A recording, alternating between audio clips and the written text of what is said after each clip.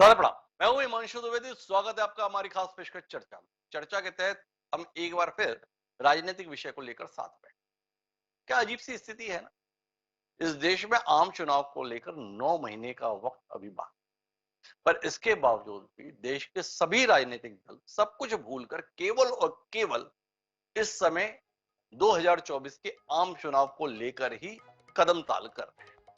सत्ता पक्ष हो या विपक्ष हो, सब बाकी सब भूलकर केवल इस जुगत में है कि 2024 में या तो हम सत्ता में आए या हम अपने आप को सत्ता में बनाए रखें। एनडीए बनाम इंडिया की संदर्भ में सेनाओं ने जमावट ले ली है। कुछ दल हैं जो एनडीए और इंडिया से अलग होकर अपनी अलग भूमिका तलाए, पर आज हमारी बातचीत के केंद्र में इंडिया बनाम एनडीए।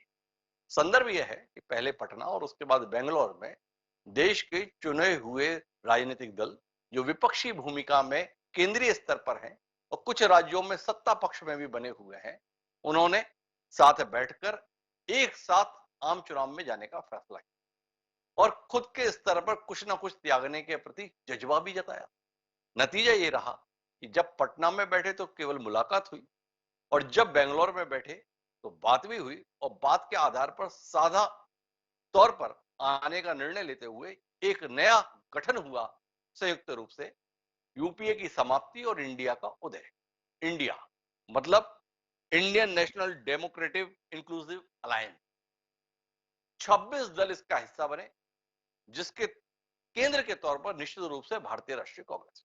तमाम राजनीतिक दल इसका हिस्सा बने, पर सबसे महत्वपूर्णता इसमें आम आदमी पार्टी का आना, क्योंकि पटना में आम आदमी पार्टी के प्रमुख अरविंद केजरीवाल पहुंचे तो थे, पर बीच में ही नाराज होकर दिल्ली आ गए थे और बैठक के संदर्भ में अपनी नाखुशी जाहिर करते हुए बयान भी जारी कर दिया। उनका कहना था कि उनकी सरकार के अधिकारों में कटौती करने के लिए, अर्थात दिल्ली सरकार के संदर्भ में केंद्र सरकार जो अध्यादेश लाई है उसके संदर्भ में कांग्रेस पार्टी अपना रुख स्पष्ट करे। क्या वह राज्यसभा में इस अध्यादेश के विरोध में मत देगी? क्या वह आम आदमी पार्टी का साथ देगी? जब तक कांग्रेस इस पर अपना रुख तय नहीं करती है तब तक हम ऐसी किसी बैठक का हिस्सा नहीं बनेंगे। कांग्रेस ने टालने की कोशिश की, लेकिन बेंगलोर बैठक से एक दिन पहले कांग्रेस नेतृत्व ने फैसला ले लिया कि हम आम आदमी पार्टी के इस मुद्दे पर आपके साथ खड़े रहेंगे। नतीजा ये रहा कि आप भी बेंगलोर पहुंच गया और इंडिया का हिस्सा भी बन गया। अब इंडिया का हिस्सा बनने के साथ में एनडीए और एनडीए के प्रमुख भारतीय जनता पार्टी ने आक्रामक तेवर दिखाए। प्रधानमंत्री नरेंद्र मोदी जो एनडीए के प्रमुख हैं सरकार के, उन्होंने सीधे तौर पर कह दिया आपसी स्वार्थ के तहत, परिवारवाद के तहत, भ्रष्टाचार के आरोपों से खुद को बचाने के तहत इन सबका जमघट इकट्ठा हुआ है। ये साथ तो बैठ सकते हैं पर पास नहीं आ सकते हैं, पास हो सकते हैं पर साथ नहीं हो सकते हैं। तो कुल मिलाकर ये विरोध की बात समझ। लेकिन कमाल हो गया पंजाब। पंजाब में कांग्रेस मुख्य विपक्षी दल है, आम आदमी पार्टी की प्रचंड बहुमत से सरकार है। वहां कांग्रेस ने सीधे तौर पर इस गठजोड़ का विरोध कर दिया है। का सीधे तौर पर कहना है हमें यह गठबंधन नामंजूर है। नामंजूरी भाजपा की तरफ से नहीं है, नामंजूरी कांग्रेस की ओर से। तो पहले ही कौर में मक्खी गिर गई। हमारे यहाँ जो कहावत है वो इंडिया के संदर्भ में कांग्रेस के अंदर से ही असंतोष का सुर आ गया है। दिल्ली का हमें इंतजार है। तो आज हम इसी पर बात करेंगे। कहां देश के सम्मुख कांग्रेस या विकल्प देने की कोशिश कर रही थी। देखो हम ही नहीं, हमारे साथ इतने राजनीतिक दल भी साथ आकर भाजपा को रोकने के लिए, नरेंद्र मोदी को रोकने के लिए और इसलिए रोकने के लिए कि देश के लिए बेहद जरूरी है, आ गए हैं। पर यहां तो कांग्रेस में बिखराव के लक्षण दिखने लगे। तो आज हम इसी पर बात करेंगे, समझने की कोशिश करेंगे क्या कुछ ऐसा पंजाब में घटित हो रहा है जिसके चलते कांग्रेस के दिग्गज नेता, चाहे वो कांग्रेस के प्रदेश अध्यक्ष हों, चाहे कांग्रेस के नेता और विपक्ष के नेता की भूमिका निभा रहे सदन में, वहां तक खुलकर इस फैसले के खिलाफ आ गए। हमारे साथ इस चर्चा का हिस्सा बनने के लिए चार खास मेहमान मौजूद, उनसे आपका परिचय कराएं और भारतीय राजनीति से जुड़े हुए इस महत्वपूर्ण घटनाक्रम पर कुछ तथ्य परक चर्चा करें। उससे पहले समय है आज के विचार सूत्र का। तो हमारा आज का विचार सूत्र भी संक्षिप्त है लेकिन स्पष्ट है। हमारा विचार सूत्र कहता है कि स्वार्थ प्रकृति का पहला नियम है। मर्विस डी साडे फ्रेंच दार्शनिक के द्वारा यह बात कही गई। तो स्वार्थ प्रकृति का पहला नियम है। अब पंजाब कांग्रेस ने जो ये तेवर अपनाया है, या प्रदेश की भलाई के लिए अपनाया है, पंजाब वासियों की भलाई के लिए अपनाया है, या अपने राजनीतिक वजूद को बचाए रखने के लिए अपनाया? ये सवाल ध्यान में रखते हैं और चर्चा को आगे बढ़ाते हैं। हमारे साथ इस चर्चा का हिस्सा बनने के लिए 4 खास मेहमान मौजूद हैं। हमारे साथ किरणजीत सिंह गहरी जी हैं, प्रवक्ता हैं प्रदेश कांग्रेस पंजाब। सूरज उपाध्याय जी हैं, जिस आम आदमी पार्टी को निशाने पर लिया हुआ है, गुस्ताख किस्म की सरकार चल रही है, उस आप पार्टी के प्रवक्ता हैं सूरज जी। हमारे साथ लोकेश नारंग जी हैं, भाजपा मंद मंद मुस्कुरा रही है और तमाशा देख रहे हैं, उस पार्टी का प्रतिनिधित्व करने के लिए लोकेश जी। और इन सबके बीच में अपनी तटस्थ राय देने के लिए देश के वरिष्ठ पत्रकारों में शुमार प्रेम कुमार जी भी हमारे साथ। तो चर्चा की शुरुआत किरण जी आपसे जानना चाहते हैं कि आपकी पार्टी के तमाम शीर्षस्थ नेता सोनिया गांधी, मल्लिकार्जुन खड़गे, राहुल गांधी की मौजूदगी में 25 अन्य राजनीतिक दलों को इकट्ठा किया गया। उन्हें यह एहसास कराया गया कि देश बचाने के लिए हम सबका साथ आना जरूरी है, और उसी के तहत आम आदमी पार्टी को भी मनुहार करके साथ बिठाए गए और साथ लाने के लिए राजी किया गया। इतने बड़े नेताओं की साझा पहल पे पानी फेरने के लिए आप लोग इतने उतावले क्यों हो गए? क्यों प्रताप सिंह बाजवा, अमरिंदर सिंह वारिंग इतना खुलकर उस फैसले का विरोध कर रहे हैं जो फैसला खड़गे जी ने लिया, सोनिया जी ने लिया, राहुल जी ने लिया? अपने नेताओं को हैसियत दिखाने की ऐसा ही उतावलापन क्यों पंजाब कांग्रेस के नेता कर रहे हैं, समझना चाहते हैं। ऐसा कुछ भी नहीं है जी जो ऐसा कुछ भी नहीं है जो र्यूमर फैलाया जा रहा है। एक र्यूमर है, ऐसा कुछ भी नहीं है। पंजाब कांग्रेस की पूरी लीडरशिप इकट्ठी है और पंजाब के लोगों की भलाई के लिए पंजाब कांग्रेस चर्चा करती है। जहां तक पार्टी हाईकमांड के फैसले पर है तो पार्टी हाईकमांड के किसी फैसले पर कोई किंतु परंतु नहीं है।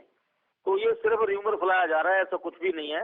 हमारी पार्टी के पंजाब प्रदेश के अध्यक्ष अमरिंदर सिंह राजा वड़िंग जी और प्रताप सिंह बाजवा जी, हमारी पूरी कांग्रेस की जो टीम है वो पूरी जी टीम एकजुट है। ऐसा कुछ भी नहीं है, ये सिर्फ र्यूमर जो है वो फैलाया जा रहा है। और पंजाब कांग्रेस पंजाब के लोगों के लिए लड़ रही है और पंजाब के लोगों की आवाज उठाएगी और उठाती रहेगी। हमारी पार्टी के प्रदेश अध्यक्ष ने इसको स्पष्ट कर दिया है। ऐसा ऐसा र्यूमर फैलाया जा रहा है, ऐसी कोई बात नहीं है। मतलब आपका मानना है कि जो प्रताप सिंह बाजवा ने बोला, अमरिंदर सिंह वारिंग ने बोला कि आम आदमी पार्टी के साथ समझौता हमें मंजूर नहीं है, ये सारी बात गलत है।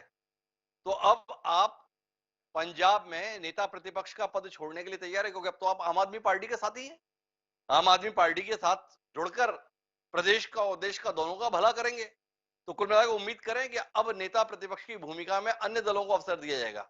अब आप लोग तो आम आदमी पार्टी के साथ बैठने वाले? नहीं, ऐसा कुछ भी नहीं है। देखो, ये स्टेट की प्रॉब्लम दूसरी है, नेशनल लेवल पे प्रॉब्लम दूसरी है। और स्टेट की प्रॉब्लम और नेशनल लेवल की जो प्रॉब्लम है उस पे बहुत बड़ा अंतर है। और अभी बीजेपी जो केंद्र में है, सरकार चला रही है और पूरे देश में जो बंटवारा किया जा रहा है, पूरे देश में जो ऐसा सिस्टम जो बन रहा है, जो मणिपुर की घटनाएं देख लीजिए, महिलाओं को जो नंगा घुमाया जाता है, दर्दों के साथ पहुंचाना होता है।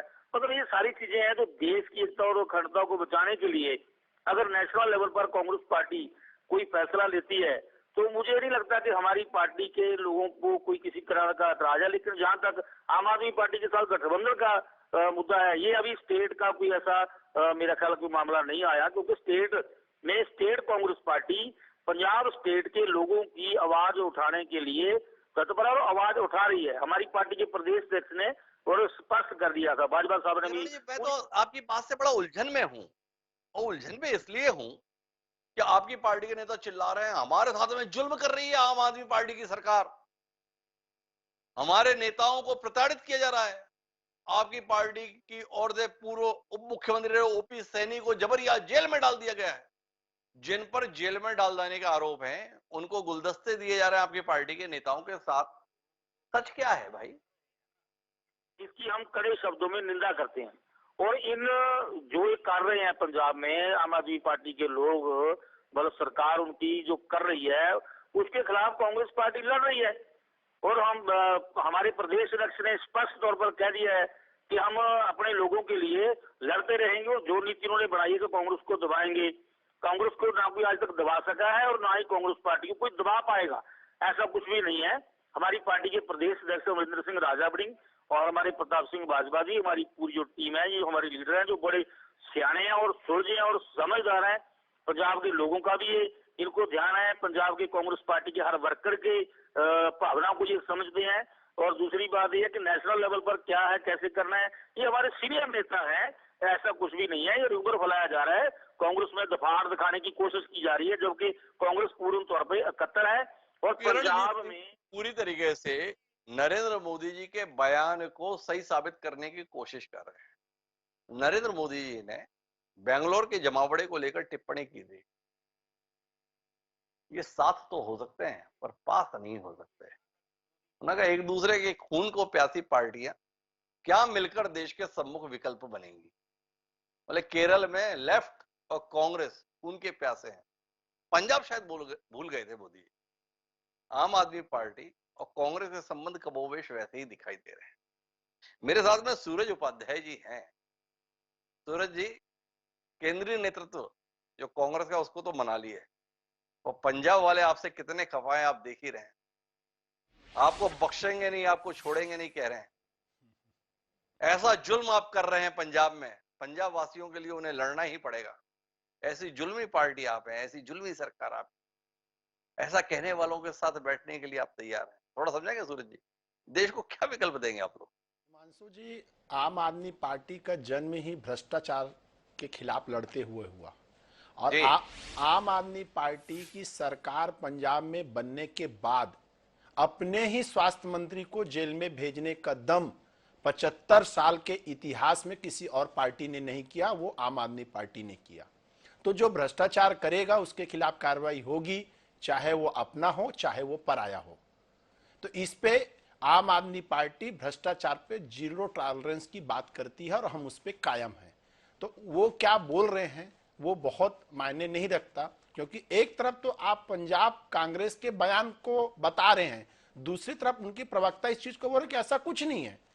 तो आप समझ सकते हैं कि उनके ही बातों में बहुत सारी विरोधाभास है। और आम आदमी पार्टी जो ये अलायंस हो रहा है इंडिया, उस पे अलायंस जो है वो जनरल इलेक्शन को लेके है, ना कि असेंबली के इलेक्शन को लेके है। तो जनरल इलेक्शन और असेंबली के इलेक्शन में बहुत अंतर होता है, मुद्दों का अंतर होता है, बहुत सारी चीजें उसमें बदल जाती हैं। तो हम जो बात कर रहे हैं वो आम चुनाव को लेके है, और देश ने जिन आशा और विश्वास के साथ मोदी जी को चुना था, उस आशा और विश्वास पे पानी फेरने का काम मोदी जी ने किया। चाहे वो किसानों के खिलाफ काला कानून लाने की बात हो, नौजवानों को प्रति वर्ष 2 करोड़ नौकरी देने की बात हो, 67 सालों में 55 लाख करोड़ का कर्जा सारी सरकारों ने मिलकर लिया और मोदी जी ने अकेले 85 लाख करोड़ का कर्जा ले लिया। देश 45 साल के सर्वोच्च महंगाई पे खड़ी है। चाहे नौजवान हो, चाहे किसान हो, चाहे दलित हो, चाहे आदिवासी हो, किसी का विकास नहीं हो पाया। सारा देश मिलकर खोज रहा है कि विकास कहां है। विकास अदानी और अंबानी के पास है, बाकी किसी का विकास नहीं हो पाया। संवैधानिक संस्थाओं का चाहे वो गलत प्रयोग करना हो, चाहे ईडी हो, सीबीआई हो, जिनका प्रयोग वो अपने अनुसांगिक संगठनों के तौर पे करते हैं, या देश में कहीं भी सरकार बनाना हो तो विधायकों की खरीद फरोख्त करना हो, इन सारी समस्याओं को लेके दिल्ली में अध्यादेश के माध्यम से सुप्रीम कोर्ट के आदेश को बदलने की बात हो, हम उन सब चीजों के खिलाफ अलायंस कर रहे हैं, ना कि कहीं। मैं रोकना चाहूंगा सूरज जी, बात तो आप बहुत बड़ी बड़ी कर रहे हो, पर किया क्या था आपने? पटना गए थे, पूरी बैठक भी अटेंड नहीं की थी, भाग के चले आए और सीधे तौर पर कहा कि मेरे संदर्भ में जो अध्यादेश आया है उसमें समर्थन दो, सदन में विरोध के संदर्भ में तो मैं साथ हूं और नहीं तो मैं साथ नहीं हूं। ना आपने उस समय जनता की चिंता की, ना महंगाई की चिंता की, ना बेरोजगारी की चिंता की, ना लोगों के बदहाली की चिंता की। आपने चिंता की तो काहे की? मेरी सरकार की अधिकार संपन्नता की। तो अपनी अधिकार संपन्नता के विषय को लेकर इंडिया का हिस्सा बनूंगा और नहीं बनूंगा वाले कहने वाले आम आदमी पार्टी पंजाब के संदर्भ में क्या कहेगी? पंजाब की कांग्रेस बता रही है चीख चीख कर, इंतहा कर रहे हो जुल्म की, प्रताड़ित कर रहे हो, चुन चुनकर दुश्मनी निभा रहे हो कांग्रेसियों के साथ। क्या कहते हैं सूरज? हिमांशु जी देखिए, बयानों को लेके उस पर प्रतिक्रिया देना ठीक नहीं होगा। मैंने जैसा शुरू में ही बोला कि देश के इतिहास में पहली सरकार है जिसने अपने मंत्री के खिलाफ कार्रवाई किया। तो भ्रष्टाचार के मुद्दे पे अगर कोई कार्रवाई हो रही है तो बयानों के शब्दों को हम उसके पीछे जाएं तो गलत होगा। दूसरी चीज जिसकी बात कर रहे हैं कि अध्यादेश के खिलाफ, तो कोई भारत देश में ऐसा व्यक्ति मिलेगा गैर भाजपाई जो इस चीज को बोलेगा कि हां, जो केंद्र सरकार ने चुनी हुई सरकार के खिलाफ अध्यादेश लाया है, जब हम सर्वोच्च न्यायालय को सबसे ऊपर मानते हैं, उसके आदेश को पलटने का काम किया है, वो भी तब जब सुप्रीम कोर्ट छुट्टी पे जा रहा था। उस आदेश के 7वें दिन 4 बजे सुप्रीम कोर्ट छुट्टी पे जाता और 7 बजे अध्यादेश लाया जाता है। तो क्या चुनी हुई सरकार, हमको दिल्ली की जनता ने चुना है, हमारा वजूद दिल्ली से चालू होता है। तो अगर दिल्ली की जनता के साथ कोई कुठाराघात होगा तो सबसे पहले लड़ने के लिए वहां आएंगे और उसके साथ देश की भी चिंता करेंगे। तो पहले हम अपने प्रदेश की चिंता करेंगे, जहां से हमें दम मिलता है, उसके बाद देश की चिंता करेंगे। तो शायद वैसे ही पंजाब कांग्रेस भी कर रही है, भाई देश की चिंता बाद में कर लेंगे, इस प्रदेश के अंदर हमारा वजूद बचा रहा है, पहले इसकी चिंता कर लें। शायद इसलिए प्रताप सिंह बाजवा और वारिंग जी परेशान है, हैरान है। लेकिन इनकी परेशानी को लेकर भाजपा क्या सोच रही है, ये जानने में हमारी दिलचस्पी है। ये बताने के लिए बता लोकेश नारंग जी क्या कहते हैं, नारंग जी, इस तमाशे पर। देखिए हिमांशु जी, ये तमाशा तो सारा देश देख रहा है, तो इसमें मुझे कुछ ज्यादा कहने की जरूरत नहीं है। देखो, मोटा मोटा तो आपने भी कह दिया कि जितनी पार्टियां हैं उन सबके प्रदेश स्तर पर आपस में विरोधाभास है, वर्कर की आपस में लड़ाई है, आपस में इनकी गुटबाजी है। पर क्योंकि आज 2 पार्टियों के प्रवक्ता है तो मैं अपनी बात 2 पार्टियों तक ही सीमित रखूंगा। देखो, हम शुरू से कह रहे थे ये दोनों एक दूसरे की पूरक पार्टियां, एक की टीम है, दूसरी बी टीम है। और आज इस अलायंस ने ये साबित कर दिया कि ये दोनों एक दूसरे की ए और बी टीम है।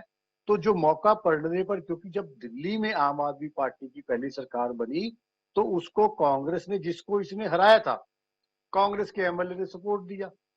अब बात आ जाती है भ्रष्टाचार की। मैं इनकी बात का जवाब देने से पहले इनको विजय सिंगला पे एक जवाब दूंगा, क्योंकि जब बड़ा भाई साहब उसमें बोल रहे थे, मैं पंजाब से बिलोंग करता हूँ भाई साहब, विजय सिंगला के केस में आपने इतना वीक केस बनाया कि उसको हाई कोर्ट ने बेल देते टाइम कहा कि इसमें है क्या।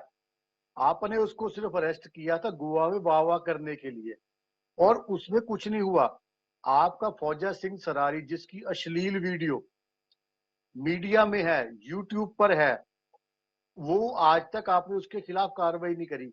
आपके 25 से 30 एमएलए हैं जिनके खिलाफ आपराधिक मुकदमे बनते हैं, आपने वो नहीं करे।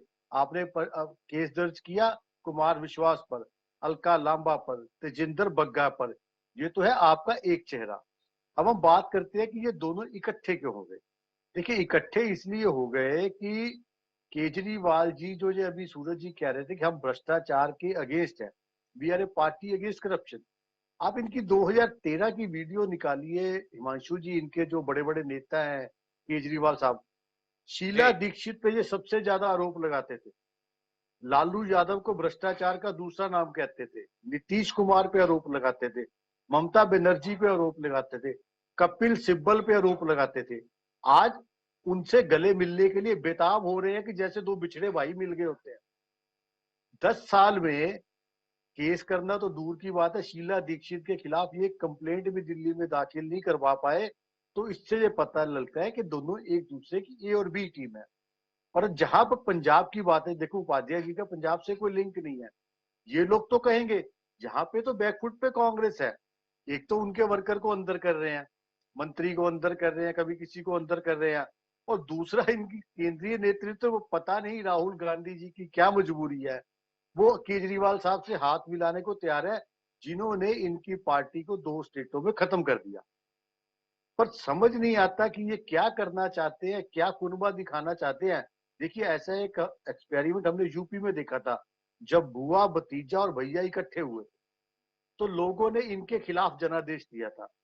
और ऐसा ही बड़ा जनादेश इनके खिलाफ लोग 2024 में देंगे। इनसे मेरा विनम्र निवेदन है कि अगर और कोई भ्रष्टाचारी पार्टी रह गई हो और कोई ऐसा चेहरा रह गया हो जिसको केजरीवाल साहब ने भ्रष्ट कहा हो और आज तक उससे हाथ ना मिलाया हो, तो कृपया उसे भी ज्वाइन करवा लीजिए। ये देश आपको पहचान चुका है। थोड़ा लोगों ने आप पे विश्वास किया, आपका पंजाब में झूठ चल गया कि दिल्ली में हमारे पास पूरी पावर नहीं है, पर अब आप क्या कर रहे हैं? पंजाब में आप थोड़ा क्या कर रहे हैं? थोड़ा मैं रोकता हूँ। 20-25 नेताओं पर आपराधिक मामले, उनके खिलाफ कोई कार्रवाई नहीं कर रहे। ये ब्रजभूषण शरण सिंह है, कोर्ट में भी माना गया 6 महिला पहलवानों के साथ में यौन शोषण के संदर्भ में आरोप। आपने क्या कार्रवाई कर ली भाई? और आपकी पार्टी के अंदर जितने विधायक और सांसद हैं, क्या लोकेश नारंग जैसा संजीदा प्रवक्ता कहने के लिए तैयार है किसी पर कोई आपराधिक मामला नहीं है? और सारे एकदम दूध से धुले हुए हैं और उसके बाद ही सदन में बैठे हुए। एक दूसरा, आपने कहा कि इन्होंने भ्रष्टाचार के आरोप लगा, उनके साथ गले मिल लिए। और बताया तो आपने भी था, आपके नेताओं ने भी था। Natural corrupt party NCP, 70,000 crore के घोटाले में लिप्त अजीत पवार, बड़े बड़े घोटाले करके बैठे हुए नारायण राणे, महा घोटालेबाज हेमंत बिस्वा शर्मा, शारदा स्कैम मामले में अभियुक्त मुकुल राय, गंभीर किस्म के आर्थिक मामलों में आरोपी शुभेंदु अधिकारी। नारायण जी, घुटन नहीं होती, बेचैनी नहीं होती? यह इस बात में गर्वित है कि हमारा माहौल, हमारा तरीका बाकी राजनीतिक दल भी देखिए कितने बेहतर तरीके से अनुसरण कर, मुग्ध हो जाते हैं आप अपने आप पे। देखिए, जहां ब्रिजभूषण का मामला है वहां दिल्ली पुलिस ने एफआईआर दर्ज करी, उसको कोर्ट ने बेल दे दी। मैं आपको ये कह रहा हूँ कि पंजाब में हो सकता है, ये इनकी क्या मजबूरी है जो कांग्रेस के प्रवक्ता बैठे, मैं नहीं जानता। पंजाब में कांग्रेस के एमएलए पर तो केस किया जा रहा है। हम तो दिल्ली में अपने एमएलए पे केस कर रहे हैं ना, एमपी पे। पंजाब में इनके जो मंत्री हैं उनकी वीडियो आती है, आप उसका मैं लेवल रोकूंगा देखिए। लोकेश जी बीच में। आपने केस नहीं किया, कोर्ट ने हस्तक्षेप किया, तब एफआईआर दर्ज हुई। अपने आप को इतना बड़ा मत दिखाइए, इतना आप निष्पक्ष, इतने उदार, इतने ईमानदार। आपने ब्रजभूषण शरण सिंह के संदर्भ में केस तब दर्ज किया जब बाकायदा सुप्रीम कोर्ट ने हस्तक्षेप किया। सुप्रीम कोर्ट के दखल के बाद एफआईआर दर्ज हुई। महिला पहलवान जिन्होंने देश के लिए मेडल जीते सड़क पर बैठे रहे, आपने कोई कार्रवाई नहीं की। जी लोकेश जी, याद है ना आपको? या भूल गए? सुनिए, उस केस में कोर्ट ने उसको बेल दे दी। अब मैं आपसे बात जो कह रहा हूँ, आप मुझे 2 मिनट मेरी बात को सुनिए। पंजाब में इनके एक कैबिनेट मंत्री है जो अभी भी है, उसकी एक वीडियो सामने आई, ऑडियो सामने आई, जिसको गवर्नर ने भी कह दिया ये ऑडियो ठीक है। और वो ऑडियो क्या है कि वो मंत्री किसी लड़के के साथ अनैतिक कार्य कर रहा है। उसके बावजूद उसको एफआईआर दर्ज करना तो दूर, उसके खिलाफ आज तक कार्रवाई नहीं हुई। इनके मंत्री एमएलए हैं पठान माजरा, उनके खिलाफ 2 शादी की एफआईआर और लड़की धक्के खा खा के घर बैठ गई, कुछ नहीं हुआ। अनमोल गगनमान, मैं आपसे कहना ये चाह रहा हूँ कि 15 से 20 इनके ऐसे एमएलए हैं जिनको ये बचा रहे हैं, उनके खिलाफ कार्रवाई नहीं करे, सबूत आ रहे हैं। और विजय सिंगला पे शाबाशी ले रहे हैं, हमने अपना मंत्री अंदर कर दिया। आज वही मंत्री इनकी बैठकों में बैठ रहे हैं। अगर इनको पता है कि वो भ्रष्टाचारी है तो इन्होंने उसको आम आदमी पार्टी से निलंबित क्यों नहीं किया, उसकी विधानसभा सदस्यता खत्म क्यों नहीं कराई? देखिए, हम ऐसे तो नहीं करते ना जैसे ये कर रहे हैं। और अब आपकी दूसरी बात देखिए, जब राजनीति में आरोप प्रत्यारोप का दौर तो चलता है, जब कोई किसी पार्टी में आ जाता है तो उससे केस खत्म नहीं हो जाते। आप इस चीज को समझिए। अगर किसी पे कोई केस है और भारतीय जनता पार्टी में आने से वो खत्म हो गया, तो आप मुझे उसकी एक मिसाल दे दीजिए। कोई केस खत्म नहीं हो जाता। देखिए, केस एक अलग है, अगर किसी के ऊपर दर्ज है तो वो चलता रहेगा। और एक चलिए, आपने आपका ज्ञानवर्धन कर देता हूँ लोकेश नारायण जी। क्या है, आपने सवाल कर दिए और आपको अनछुआ छोड़ दिया, ठीक नहीं होगा ना?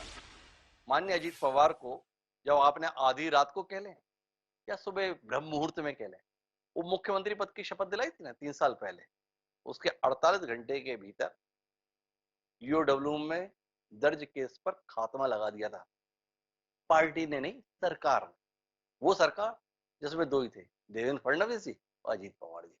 पलट लीजिएगा पन्ने, आपके लिए थोड़ा जानकारी के लिए मुफीद हो जाएगा। आपने कहा था कि कभी बताइएगा, तो आपको बता दिया, अजीत पवार के संदर्भ में ये कार्रवाई हुई थी। बहरहाल मैं चर्चा को आगे बढ़ाता हूं, महत्वपूर्ण ये नहीं है। महत्वपूर्ण यह है कि क्या पंजाब से उठी हुई आवाज विपक्षी एकता के दावों को भोतरा नहीं कर देगी? क्या पंजाब कांग्रेस के द्वारा असहमति और असंतोष के जो स्वर बुलंद किए गए हैं, क्या उसकी कीमत विपक्षी एकता के साझा प्रयास को चुकानी नहीं पड़ जाएगी? तो इस पर मैं समीक्षा के लिए प्रेम कुमार जी के पास आना चाहता हूं। और प्रेम कुमार जी, आपसे जानना चाहता हूं, अनसुना कर दे पंजाब कांग्रेस की आवाज को, या ये गंभीर विषय है? आज पंजाब से उठा है, अभी दिल्ली से भी उठेगा, केरल से भी उठेगा, पश्चिम बंगाल से भी उठेगा, और ये आवाज जितनी बुलंद होती जाएगी, भाजपा के दावे और एनडीए की संभावना दोनों को और ज्यादा बेहतर बनाती जाएगी। जी जी, देखिए हिमांशु जी, ये दिक्कत तो है, जब गठबंधन होते हैं तो स्थानीय स्तर पर स्थानीय लीडरशिप के लिए बहुत मुश्किल होता है कि वो एकोमोडेट करे, खासकर वहां जहां आमने सामने की लड़ाई हो। पंजाब ऐसा प्रदेश है जहां बीजेपी से नहीं लड़ना है कांग्रेस और आम आदमी पार्टी को, एक दूसरे से ही लड़ करके वो वहां है। तो ऐसे प्रदेश में ये अपेक्षित है और इससे ये चुनौती है सेंट्रल लीडरशिप की। मैं तो ये मानता हूं कि स्टेट लीडरशिप ने बहुत सही सवाल किया है और ये सवाल तो पूछे ही जाने चाहिए। उनको जितना विरोध करना है उनको करना चाहिए, क्योंकि उनका एग्जिस्टेंस आम आदमी पार्टी से राजनीतिक मतभेद के आधार पर ही आगे रह सकता है। अब क्योंकि ये एक सीमित विषय पर आम आदमी पार्टी ने चूंकि धमकी दी थी कि जो उनका अध्यादेश है दिल्ली को लेकर के केंद्र सरकार का, उस मसले पर कांग्रेस समर्थन दे तभी वो गठबंधन में जाएंगे। तो निश्चित रूप से एक सीमित बातों को लेकर के एक सहमति बनी है। बेसिक डिफरेंसेस आम आदमी पार्टी और कांग्रेस के बीच बने हुए हैं। तो इसको देखते हुए इस बात की भी पूरी संभावना या आशंका, जो शब्द इस्तेमाल हो, रहेगी कि ये गठबंधन में आम आदमी पार्टी कब तक रह सकती है। क्या अध्यादेश के मसले पर कांग्रेस का समर्थन ले लेने के बाद वो गठबंधन छोड़ देंगे, या कांग्रेस ठगी हुई महसूस करेगी, या फिर ये अध्यादेश के बाद दोनों के बीच जो तालमेल बना रहेगा, तो पंजाब जैसे प्रदेश में कांग्रेस क्या करे, ये स्थिति है। पहले भी कांग्रेस प्रेम कुमार जी, मैं थोड़ा इसे और विस्तार देना चाहता हूँ। गठबंधन महत्वपूर्ण नहीं है, इंडिया बन जाना महत्वपूर्ण नहीं है, 26 राजनीतिक दलों का एक साथ बैठकर डिनर कर लेना महत्वपूर्ण नहीं है। महत्वपूर्ण है ये दावा किया जाना कि हम भारतीय जनता पार्टी, नरेंद्र मोदी और उनके नेतृत्व वाले राष्ट्रीय जनतांत्रिक गठबंधन के खिलाफ सामूहिक रूप से उम्मीदवार हर सीट पर उतारेंगे, अर्थात एक के खिलाफ एक। बताया जाता है इनके पास 40% वोट है, पर 60% वोट हमारे पास है, हम एकजुट हो जाएंगे तो इनको शिकस्त दे देंगे। आपसे जानना ये चाहता हूं, जब स्थानीय स्तर पर इस कदर का विरोध है, नाराजगी है, खिन्नता है, तो इस दावे पे यकीन कैसे करें? क्या पंजाब में आम आदमी पार्टी के उतारे हुए उम्मीदवार के लिए कांग्रेस के कार्यकर्ता काम करेंगे? क्या कांग्रेस का उतरा हुआ उम्मीदवार इंडिया के बैनर तले आम आदमी पार्टी के कार्यकर्ताओं का उपयोग कर पाएगा? और अगर नहीं कर पाएगा तो क्या ऐसे प्रयास को गंभीरता से देश की जनता के द्वारा लिया जाएगा? देखिए हिमांशु जी, सवाल तो बहुत महत्वपूर्ण है और जरूरी भी है इस सवाल का उत्तर मिले। एक बात मुझे लगता है कि पंजाब में अगर वास्तव में आने वाले समय में आम आदमी पार्टी और कांग्रेस मिल करके गठबंधन में रहना चाहती, तो उनको पंजाब जैसे प्रदेश में या फिर कांग्रेस जिन प्रदेशों में मजबूत है और आम आदमी पार्टी वहां है, तो वहां भी स्थानीय स्तर पर उनको सहयोगी बनाना पड़ेगा। ये नहीं चलेगा कि पंजाब में सरकार आम आदमी पार्टी की रहे और कांग्रेस प्रतिपक्ष रहे और फिर इंडिया में दोनों एक रहे। पंजाब में भी दोनों को सरकार में आना पड़ेगा। तो ये इस डिमांड का मतलब भी यही है, इस विरोध का मतलब भी यही है। और ये विरोध जितना प्रबल होगा, इस विषय पर उनको सोचना होगा। या तो मिल के सरकार चलाइए, और नहीं तो अगर प्रतिपक्ष है तो फिर गठबंधन कैसे होगा? नेचुरल नहीं है। ये सवाल है। तो प्रेम कुमार जी आ गए उस उलझन पर। प्रेम कुमार जी का कहना है कि कैसे चलेगा, तो जो सुझाव सुनील जाखड़ दे रहे हैं पंजाब भाजपा के प्रमुख कि भाई आप ट्रेजरी बेंच पर बैठो, विपक्ष की भूमिका के लिए अन्य दलों के लिए मैदान खाली करो। तो मैं किरणजीत सिंह वापस आपके पास आऊंगा। भाई देश के स्तर पर अगर गठबंधन को गंभीरता से लिया जाना है तो पंजाब में आपको आम आदमी पार्टी की सरकार के साथ आना है। कालीन बिछ रहा है आपके लिए या जेल के दरवाजे ही तैयार हैं आपके लिए? देखिए ऐसा है, जो भाजपा के प्रवक्ता कह रहे हैं, जो भाजपा कह रही है, पहले तो जो भी भ्रष्टाचार की बात करते हैं, सब चीज करते हैं, जो आदमी भाजपा की वॉशिंग मशीन से निकलता है उसको ये क्लीन कर दे देते हैं कि ये ठीक है। अब देश में क्या हो रहा है, भारतीय संविधान जो बाबा साहब अम्बेडकर की ने बनाया उसको खतरा है, देश के लोकतंत्र को खतरा है। अभी मान जो सुप्रीम कोर्ट ने देखिए कहा मणिपुर के सुंदरम में, वहां क्या हुआ, अभी ऐसी घटनाएं हर रोज जहां इनकी सरकारें हैं वहां हो रही हैं। लेकिन इस पर देश के लोकतंत्र को बचाने के लिए, भारतीय संविधान को बचाने के लिए, तो ये सब चीजें जो है नेशनल लेवल पर हमारी पार्टी के जो सीनियर नेता हैं, मैडम सोनिया गांधी जी, राहुल गांधी जी, मल्लिकार्जुन खड़गे जी, केसी वेणुगोपाल जी, तो नेशनल लेवल की टीम है। तो उन लोगों को देश की चिंता है, देश की एकता और अखंडता की चिंता है, और देश की एकता और अखंडता को बचाने के लिए अगर नेशनल लेवल पर कोई चीजें उनको डिस्कस की है तो अभी समा है आगे उसमें क्या होता है। लेकिन पंजाब में जो पार्टी के हमारे प्रदेश अध्यक्ष हैं अमरिंदर सिंह राजा वड़िंग जी, उन्होंने और प्रताप सिंह बाजवा जी ने स्पष्ट और रूप पर कह दिया है कि पंजाब के हितों के लिए, पंजाब के लोगों के लिए, पंजाब कांग्रेस के किसी वर्कर पर कोई जाति हो उसके खिलाफ हम आवाज उठाते रहेंगे। ये हमारी पार्टी के प्रदेश अध्यक्ष अमरिंदर सिंह राजा वड़िंग जी का स्पष्ट स्टैंड है। अभी इनकी मैं आज की अगर बात करें, हम तलवंडी साहब हल्का में पड़ता है रामा मंडी, अगर हम जाति की बात करें तो वहां पर इन्होंने अभी आम आदमी पार्टी ने क्या शुरू कर रखा है कि भाई नगर कौंसिल जितने हैं, कारपोरेशन है, उनके जितने हमारे काउंसलर हैं, एमसी साहबान है, उनको डराना धमकाना, उनको खरीदना, उन पर अपना मेयर थोपना, अपना प्रेसिडेंट थोपना, ये चीजें आम आदमी पार्टी ने जो शुरू कर रखी है इनके लोगों ने, उसका कांग्रेस पार्टी डट के विरोध कर रही है। आज भी रामा मंडी में रे किरण जी, कितनी गंभीर बात आपने कही। कितने घटिया लोग हैं ना ये, कितने अनैतिक तरीके से काम करते हैं, कितना अराजनीतिक व्यवहार कर रहे हैं, और ऐसे गलत हथकंडे अपनाने वाले आम आदमी पार्टी के साथ आपकी पार्टी के शीर्ष नेता गले मिल रहे हैं। नाराज नहीं है आप इस बात पे? ये देश की एकता और अखंडता को बचाने के लिए, देश की गरीब जनता को बचाने के लिए अगर नेशनल लेवल पर कोई डिस्कस हो रहा है, कोई बातचीत चल रही है, तो ये इससे बेहतर मैं क्या, सोनिया गांधी जी ऐसे नेता हैं, मैडम सोनिया गांधी जी एक त्याग है, त्याग की मूर्ति है। देखिए जब मनमोहन सिंह जी प्राइम मिनिस्टर बने, 10 साल सरकार रही कांग्रेस पार्टी की, तो उन्होंने त्याग किया। अभी कांग्रेस पार्टी के जो राष्ट्रीय हमारे नेता हैं मैडम सोनिया गांधी जी, राहुल गांधी जी, उनने जो मतलब देश को बचाना है, देश के लोकतंत्र को बचाना है, संविधान को बचाना है। किरण जी एक बात बताइए, देश को बचाने का ठेका केवल राहुल गांधी सोनिया गांधी ने ले रखा है क्या? पंजाब कांग्रेस की कोई जिम्मेदारी नहीं। आप बार बार देश को बचाने के लिए उन्होंने ऐसा किया है, पर पंजाब के संदर्भ में हम ऐसा करेंगे। भाई देश बनता किससे है? देश बनता तो पंजाब, मणिपुर, छत्तीसगढ़, राजस्थान, मध्य प्रदेश, ये सब जब इकट्ठे होते तभी तो देश बनता है, तभी तो देश बचेगा। तो क्या पंजाब में अपने हितों का त्याग करने के लिए देश की खातिर आप तैयार नहीं है? क्या आप देश को बचाना है इसके लिए कुर्बानी देने को तैयार नहीं है?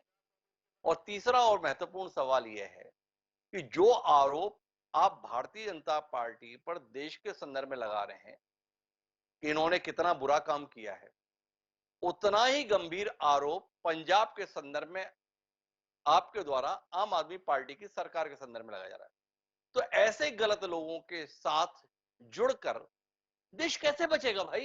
ये तो इतने गलत लोग हैं, आप बता रहे हैं कैसे अनैतिक हथकंडे अपनाकर काम कर रहे हैं, कैसे निर्दोष लोगों को प्रताड़ित कर रहे हैं, कैसे विरोधियों को जबरदस्ती जेल में डाल रहे हैं। भाई यही आरोप तो आप भाजपा पे लगाते हैं, तो फिर जाके इतने गलत लोगों के साथ आपकी पार्टी के बड़े नेता हाथ मिला रहे हैं, आप रोकेंगे नहीं?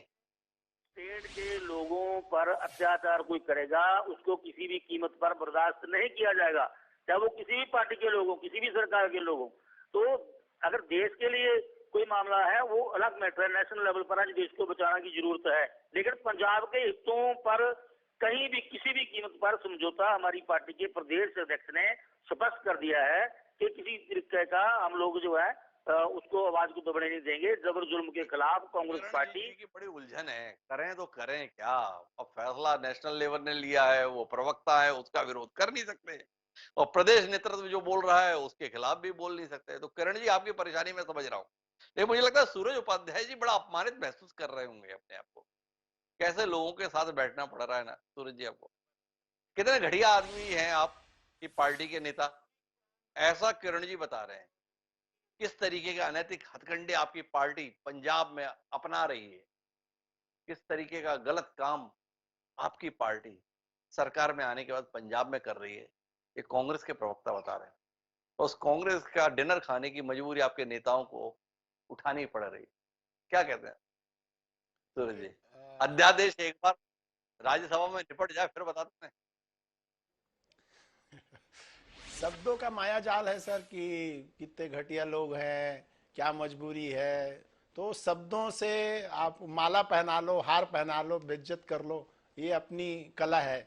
लेकिन मैंने जैसा शुरू में ही कहा कि भ्रष्टाचार के खिलाफ लड़ते हुए पार्टी का उदय हुआ। अगर कोई वहां भ्रष्टाचार कर रहा है तो उसके खिलाफ कार्रवाई हो रही है। अरे पहली एक बार चीज। रुको यार, क्या है आप इतनी बार अपना भ्रष्टाचार के खिलाफ लड़ाई के संदर्भ में बात कर लिए, आप ऐसी मिसाल कायम किए।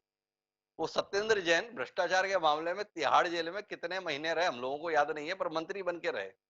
ऐसा नायाब उदाहरण भी आपने ही देश में प्रस्तुत किया। आप बोल रहे थे ना कि हम पहले हैं 75 साल में जिसने अपने मंत्री को जेल भेज दिया।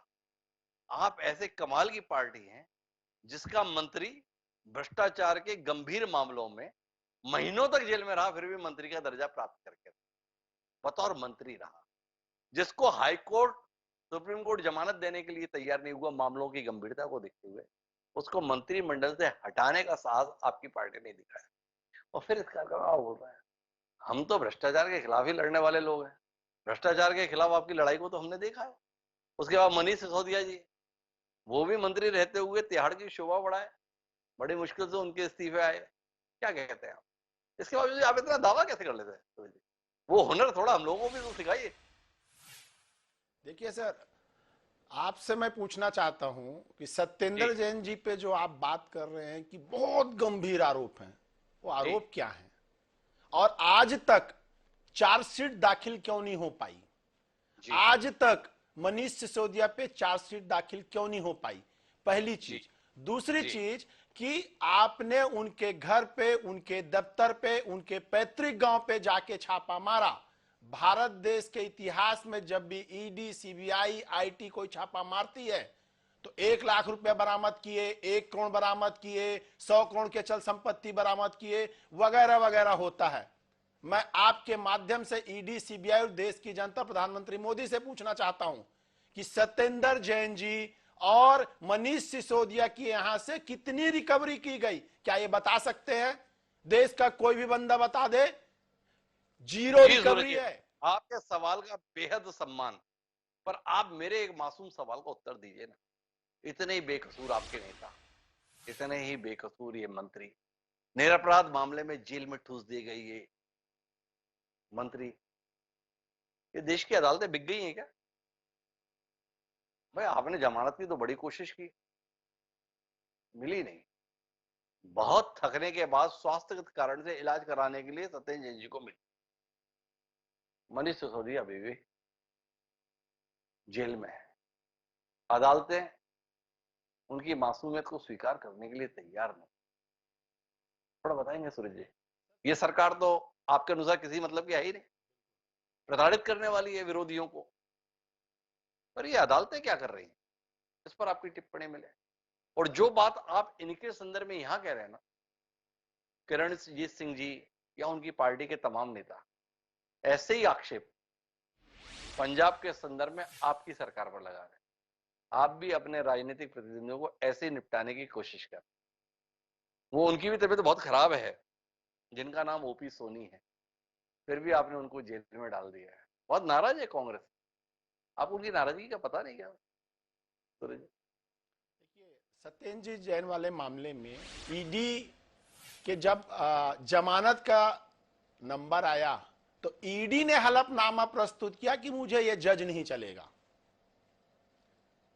लोग अपील करते हैं वहां तक तो समझ में आता है, अब संस्थाएं अपील करना चालू कर दी कि मुझे ये जज नहीं चलेगा। मैं तो पूछ रहा हूं ना कि रिकवरी क्या की हो वो बता दो। आप किसी के कहने पे, और ईडी में चार्जशीट सम्मिलित करने का कोई भी तारीख, कोई भी समय सीमा निर्धारित नहीं है, जिसका फायदा उठा के लगातार हमारे लोगों को परेशान कर रहे हैं। मैंने एक सवाल उठाया, उसी को आपने आगे बढ़ाया। जिस हेमंत बिस्वा शर्मा के खिलाफ इन्होंने बुकलेट जारी किया, कहां है वो जांच?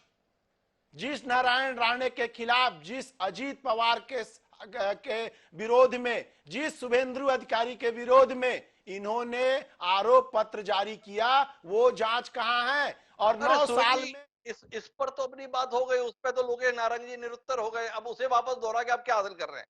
अभी तो आपके पास मौका अपने पक्ष को प्रस्तुत करने का है। आपसे सवाल ये किया कि आपके संदर्भ में जिन लोगों के द्वारा इतने गंभीर आरोप लगाए जा रहे हैं, उनका डिनर खाने के लिए आप क्यों बेंगलोर तक जा रहे हैं? तो मैंने सवाल किया कि इसलिए जा रहे हैं कि एक बार अध्यादेश निपट जाए, फिर इनको निपटा लेंगे जैसे पहले निपटाते आ रहे हैं। ऐसी कोई रणनीति, या इस कर्ज के तले इतना दबे रहेंगे कि अब आम चुनाव में भी कांग्रेस के नेतृत्व वाले गठबंधन में तन मन धन तीनों से काम करें? थोड़ा इस पर है ना, क्या है, पंजाब कांग्रेस के विरोध के स्वप्न ने इंडिया के भविष्य को लेकर हमें संशय में डाल दिया है। तो आपसे कोई आश्वस्ति मिले। जी सूर्य जी।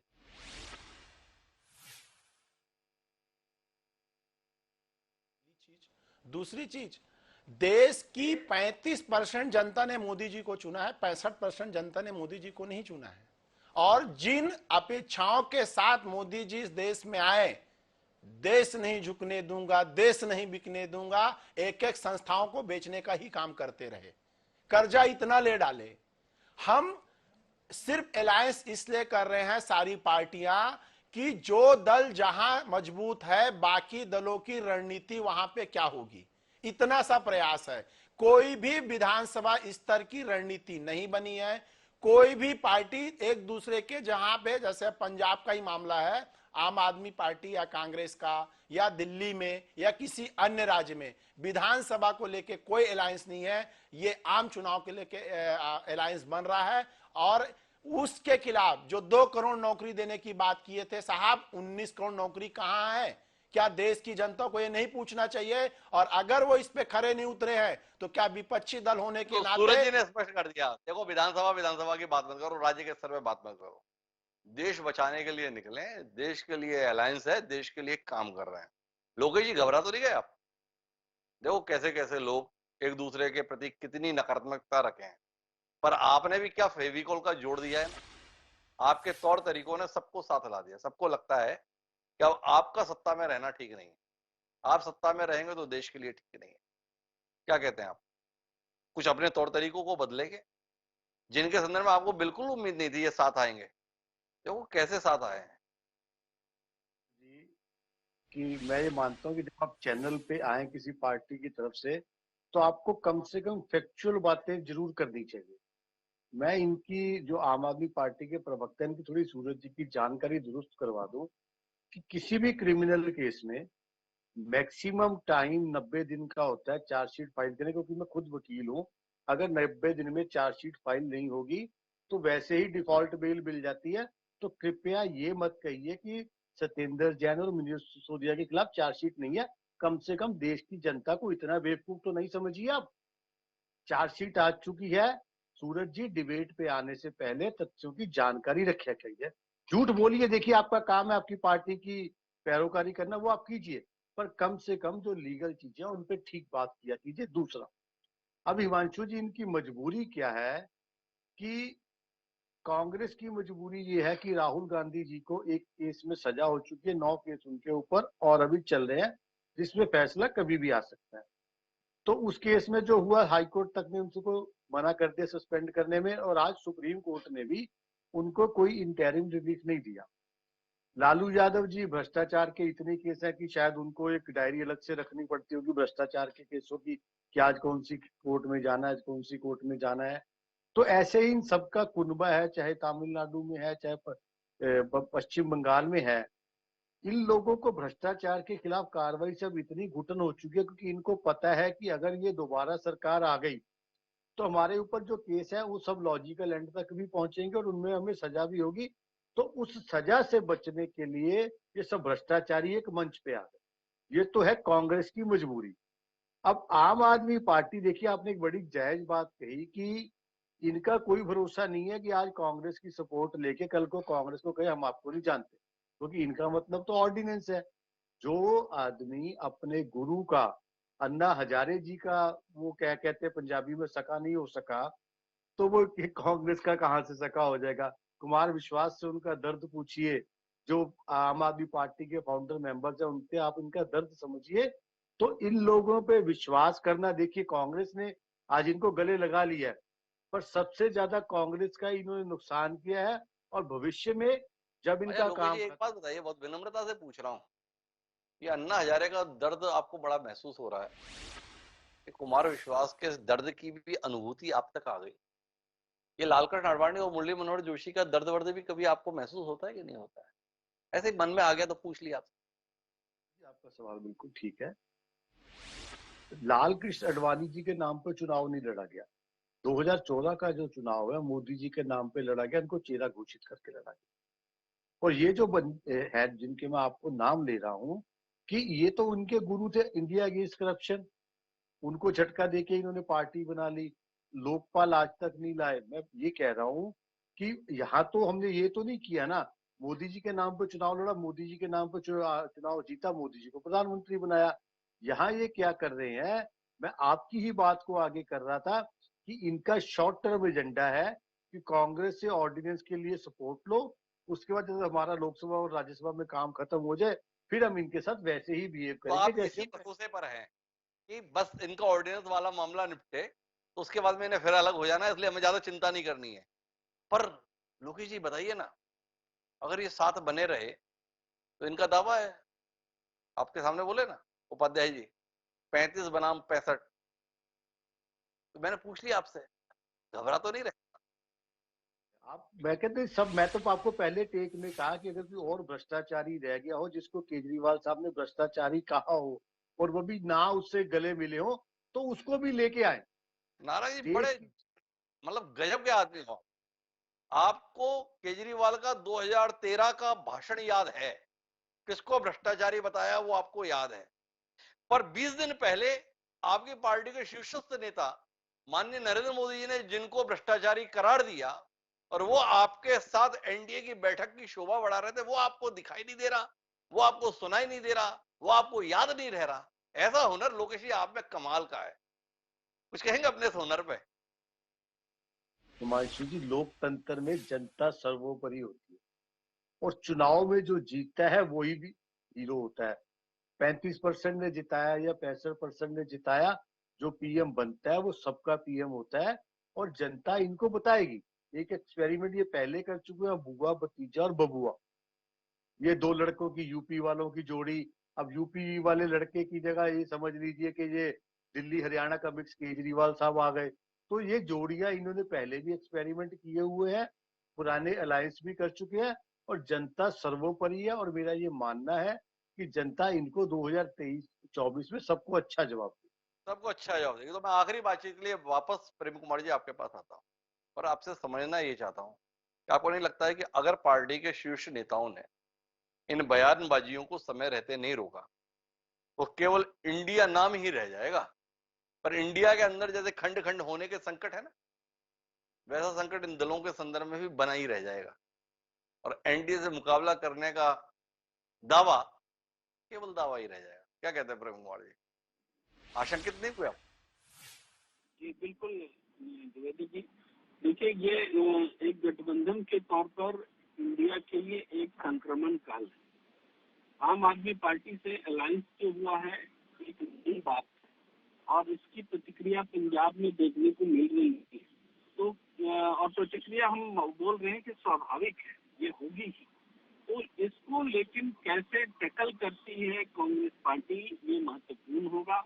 इसके लिए हो सकता है कि कांग्रेस के कुछ नेता पार्टी भी छोड़े, लेकिन कांग्रेस को नेशनल पर्सपेक्टिव में जाना है और इस ऐसे नुकसान को झेलना है और फिर भी गठबंधन बनाए रखना है। ये एक सोच दिखलानी पड़ेगी और स्टेट लीडरशिप जो जितना विरोध कर सकती है नेचुरल, उसको विरोध करना चाहिए। रह सकती है पार्टी में तो पार्टी के लीडरशिप को मान करके रहना होगा। अलग होना है तो वो भी आपको फैसला करना होगा, वो इंडिविजुअल लीडरशिप करेंगे। ये संक्रमण काल कहलाता है, हर पार्टी में होता है। आप बीजेपी जैसी पार्टी में तब नहीं होता है जब वो बीजेपी के साथ में गठबंधन में चली जाती है, लेकिन हाँ गठबंधन के जब इतना बड़ा। प्रेम कुमार जी, एक आखिरी सवाल लेना चाहूंगा। जिस समय आम आदमी पार्टी को इस गठबंधन का हिस्सा बनाने की बात हो रही थी, दिल्ली इकाई और पंजाब इकाई ने तभी विरोध किया था। क्या आप नहीं मानते हैं कि कांग्रेस हाईकमान ने अपनी इकाइयों के विरोध की अनदेखी की? उसने इन इकाइयों को विश्वास में लिए बगैर गठबंधन के संदर्भ में कदम आगे बढ़ाए, इसलिए उसे सार्वजनिक रूप से उपास का पात्र बनना पड़ रहा। क्या कहते हैं आप?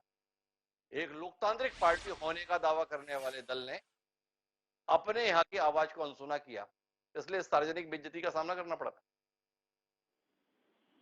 देखिए, दिल्ली में इस किस्म का विरोध नहीं है जिस किस्म का पंजाब में विरोध है, और पंजाब में इस किस्म के विरोध के जो कारण है, आलाकमान से लगातार असंतोष रहा है। चाहे नवजोत सिंह सिद्धू हो, चाहे चरणजीत सिंह हो, चाहे सुनील जाखड़ जो हट गए वो हो, कैप्टन अमरिंदर सिंह हो, ये लगातार आलाकमान को वहां पर प्रतिरोध का सामना करना पड़ा इन फैसलों से।